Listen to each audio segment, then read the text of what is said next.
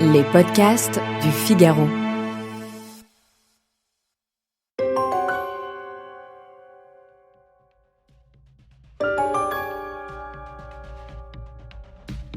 Est-ce que vous faites partie des gens qui ont quitté WhatsApp en catastrophe ?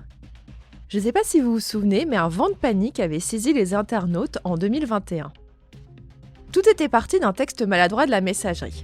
En se connectant, on voyait apparaître un pop-up qui disait que sa future mise à jour allait permettre de mieux communiquer avec les entreprises et, je cite, « collaborer avec Facebook pour proposer des expériences et des intégrations ». Pour ne rien arranger, il fallait obligatoirement accepter ces changements pour continuer à utiliser WhatsApp.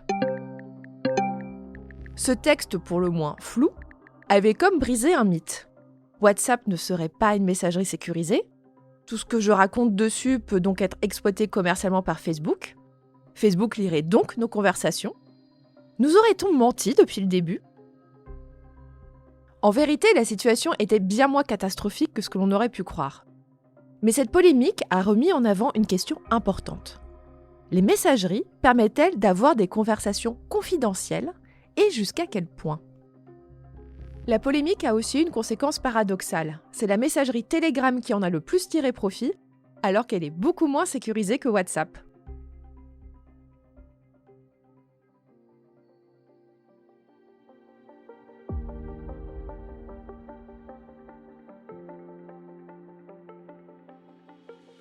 Bienvenue dans Question Tech, le podcast du Figaro qui répond à vos questions sur le numérique. Je suis Chloé Voitier, je suis journaliste au Figaro Économie et je vous propose de refaire le point sur le degré de confidentialité de chaque messagerie. Je vous préviens, on va briser pas mal d'idées reçues. Mais on va d'abord commencer par une définition.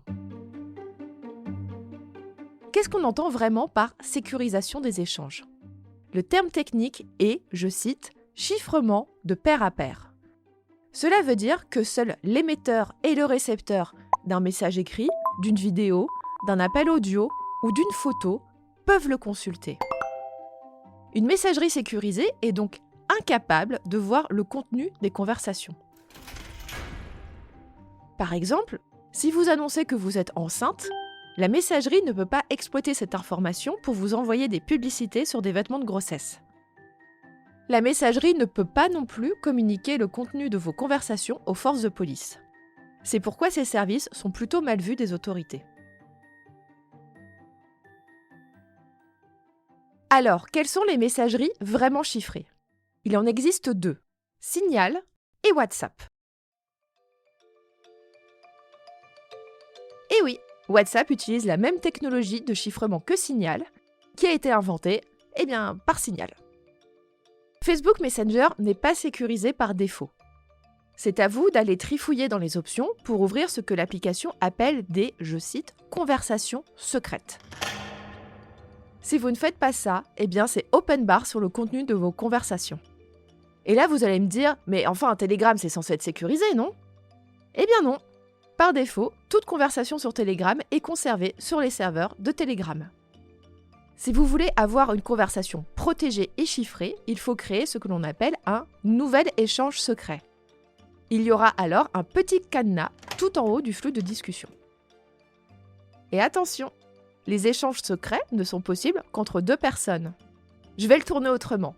Les groupes Telegram ne sont pas protégés. Les groupes Telegram ne sont pas chiffrés. Les groupes Telegram ne sont pas cryptés. Mais alors, absolument pas. Allez, je casse une dernière idée reçue. Ce n'est pas parce que WhatsApp ne livre pas le contenu des conversations aux enquêteurs, parce que, on le rappelle, elle n'en est pas techniquement capable, qu'elle ne leur donne pas certaines informations. Avec qui avez-vous discuté ? À quelle heure ? Combien de temps ? Où vous trouviez-vous ? Et votre interlocuteur ? Quelle est sa photo de profil ? Quel est le nom du groupe de conversation que vous avez créé ?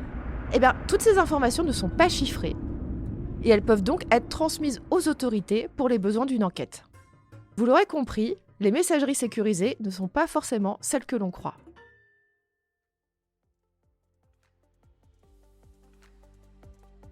Cet épisode de Question Tech a été réalisé par Astrid Landon.